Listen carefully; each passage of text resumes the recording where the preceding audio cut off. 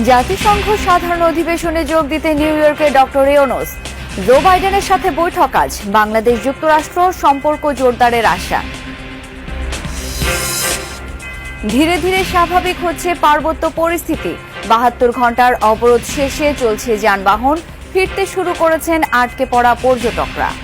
তো কাউন্টারও বন্ধ ছিল, তো আজকে সকালে গেছি, দেখি যে কাউন্টারও খোলা আছে। অনেক আনন্দ লাগতেছে, আমাদেরকে খুব ভালো লাগতেছে, কারণ আমরা অনেক দূর থেকে আসছি। তো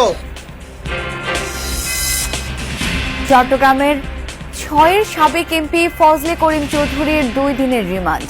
কঠোর শাস্তির দাবিতে আদালত প্রাঙ্গণে বিক্ষুব্ধ জনতার বিক্ষোভ।